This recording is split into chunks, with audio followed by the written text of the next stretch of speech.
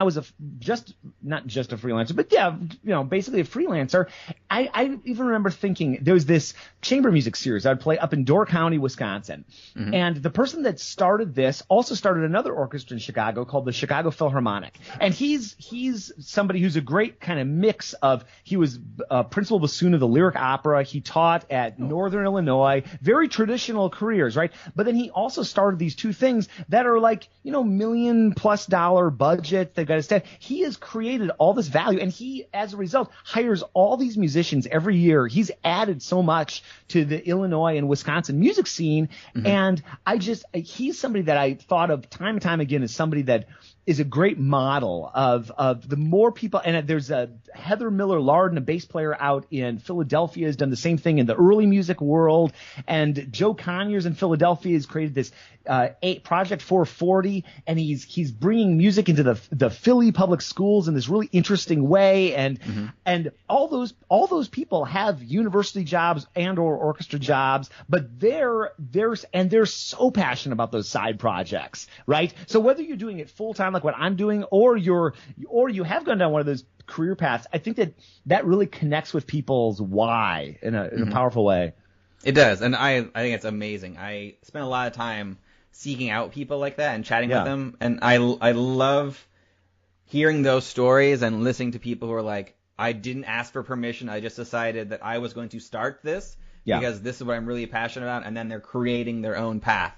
So I think that's actually, like, in the freelancer versus entrepreneur, it's that person who's like, this is my passion, but I'm going to now start this organization or this company or theater or company or whatever it is, and that then will create opportunities for other people along with myself. And I think that's like the freelancer versus the entrepreneur. That's like a huge distinction right there of creating something bigger than yourself on that. That's great.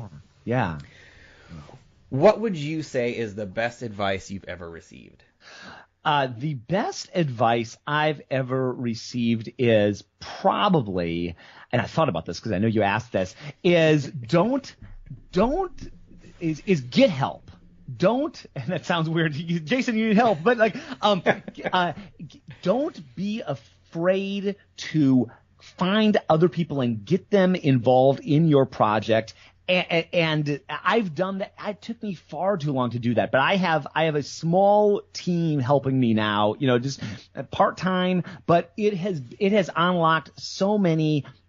There were so many things that I was just sitting on and perseverating about because it was just me, the whole solopreneur, just kind of whether when we're doing these website redesigns, logo redesigns, all that stuff I've known I've needed to do, redesigning our app. And it's just okay, I have my list of things that I want to work on and that I need to work on. And it was not my skill set. And even getting a second set of ears, a second set of thoughts and ideas to bounce ideas for where you're going off of, that's been so helpful. So it can be what I did is starting to build a team, and then also it was so helpful for me starting to get involved in masterminds, people who are kind of doing what I'm doing, and I've been in several masterminds. I got my own mastermind, and that has been so helpful. And it's one of those things, my Chicago friends probably was of course he has a mastermind now. He's living in San Francisco. He's doing all that, but it's a very and meditation and going for, but those things are so helpful in terms of, just getting some direction, because when you're doing, when you're creating your own project, you spend a lot of time in your own head. What am I doing? What is this? Is this a good idea? Is this a bad idea? And just having a few people to bounce ideas off of, and to have them bounce their ideas off of you. And one more thing that's valuable with that, having some accountability that oh no, my mastermind's coming up. I didn't do that thing I was, complaining about never doing. And there are many things, even from starting my LLC finally a couple of years back, I was never did. I knew I needed to. It's oh no, my mastermind's coming up. I can't walk in there with my tail between my legs. Okay. And I went in, and it took me a couple hours, and I started it, and all is good. Right.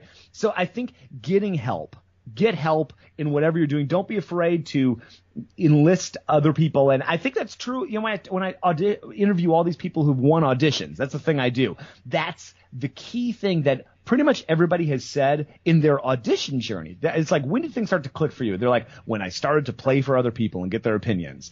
And I think that's true for me on my current path as well. Mm-hmm. Wonderful. Jason, thank you so much for chatting with me today. I really appreciate it.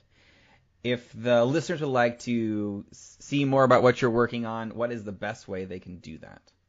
Even if you don't care about bass at all, which probably most of you don't, but go to contrabassconversations.com. That's the place to go. That has links to my blog, which has writings on. You can find all my crazy gig stories, my car exploding story, and others there. I'm pretty active on Instagram, Twitter, Facebook, all that. So you can follow me wherever you like to hang out, and I'd love to connect. And I'm very accessible. I respond to all my emails, even it won't be before 10 a.m. like you heard from this interview, but.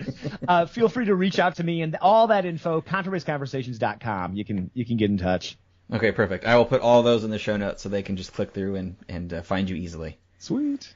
Great. Well, again, thank you so much for taking the time to chat with me today. I really appreciate it. Absolutely. Thanks a ton. Thank you for listening to another episode of the Advance Your Art podcast.